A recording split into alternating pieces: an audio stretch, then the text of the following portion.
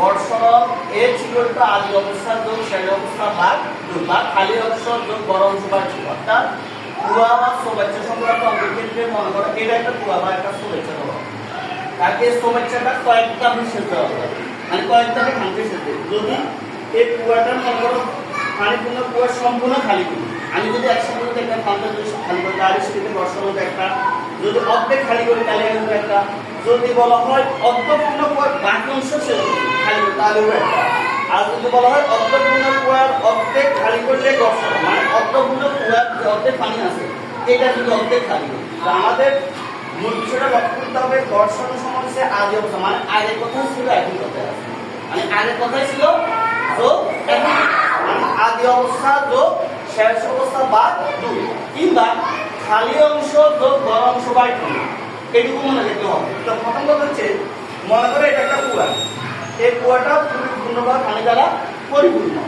এখন আমাদের প্রথম চিন্তায় অঙ্ক করার ক্ষেত্রে যদি বলা হয় পানিপূর্ণ কুয়া বা কোনো পাম্প বা কোনো কিছু দ্বারা বস্তু দ্বারা আমরা একসাথে পানিগুলো সেরে দিই বা অবসান করছি, এই ধরনের যদি ম্যাথ আসে সেক্ষেত্রে তোমার ঘর্ষণ বাইর করার সূত্রটা হচ্ছে ঘর্ষণ সমান আমাদের যে সূত্রটা ছিল তো আদি অবস্থা যোগ শেষ অবস্থা বা খালি অংশ যোগ বড় অংশ বাই দুই। খেয়াল করো পানিপূর্ণ কুয়া সম্পূর্ণ পানি খালি করবে, পানিপূর্ণ কুয়া সম্পূর্ণ পানি খালি করবে ঘর্ষণ হবে এই লিখলো। খেয়াল করে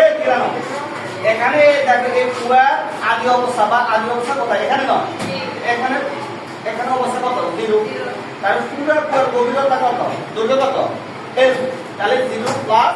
এল মানে শেষ অবস্থা কোথায় এখানে, যদি আমি একসাথে শেষ দিই তাহলে কত হয় এল বাই টু, এর মানে কি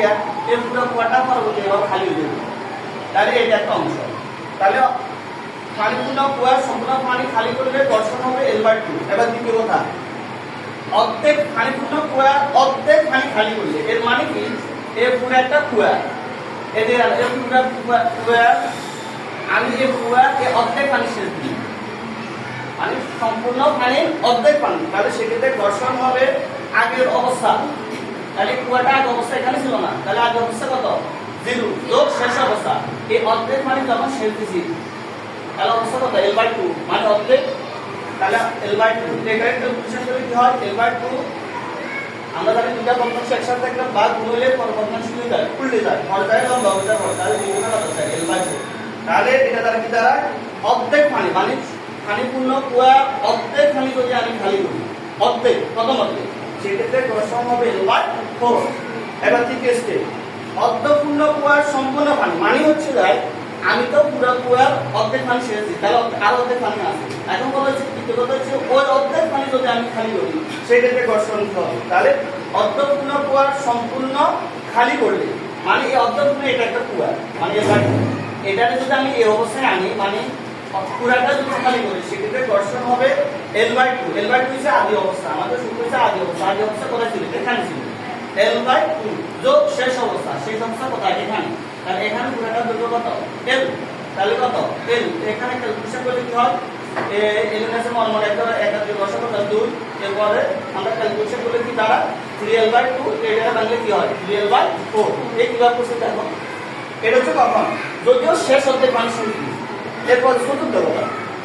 এখন অর্ধপূর্ণ যে পানি আছে মানে ধরো অর্ধেক তো খালি দিচ্ছে আর অর্ধেক পানি আছে,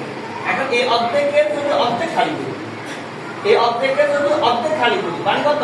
এর আগের কত ছিল অর্ধপূর্ণ করে সম্পূর্ণ খালি করলে ঘর্ষণ সেক্ষেত্রে কত 3l বাই 4। এখন আমরা যদি অর্ধপূর্ণ কুয়ার অর্ধেক পানি খালি করি সেক্ষেত্রে ঘর্ষণ হবে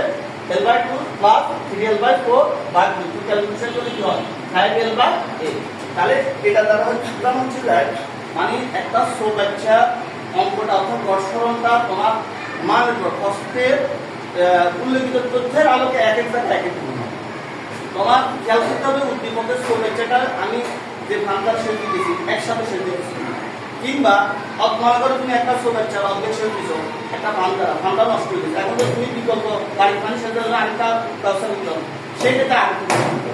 এখন শেষ অর্ধেক শেষ দেওয়ার জন্য মনে করো তাও মনে করো তোমার ভান্ডার নষ্ট হয়ে গেছে, তাহলে কতটুকু কেসার নষ্ট হয়েছে সে আলোকে ঘর্ষণ বা অর্থাৎ সম্পূর্ণ সবকিছু ডিপেন্ড করবে তোমার অবস্থার উপর। তো আরেকটা খেয়াল করবে সেটা হচ্ছে যে ভর এম এর মানটা এম এর মানটা তোমাদের ডিপেন্ড করবে কিসের উপর ওই ফসলের উপর ডালবে। তুমি পানি যদি সম্পূর্ণ পানি যদি একসাথে খালি করো সেক্ষেত্রে n সমান হলো যায় n, আর যদি অর্ধেক করো তাহলে n সমান হচ্ছে কত n/2, যদি 1/3 করো তাহলে n/3 এভাবে আগে করবে। এরপরে n তো অবশ্যই অনুযায়ী n সমান হচ্ছে কি রো বি বাই, মনে করো এখানে রো বি সমান হচ্ছে পাই আর স্কয়ার, বুঝাইছে কি? এটা হচ্ছে জানুর উপর। এখন এর যে মান যদি অর্ধেক হয় তাহলে এটারে যদি ভাগ, যদি 1/3 বলে এটারে কত দিবা 3, এটা হচ্ছে গড় সহ সংখ্যাঙ্ক অংশ সমান।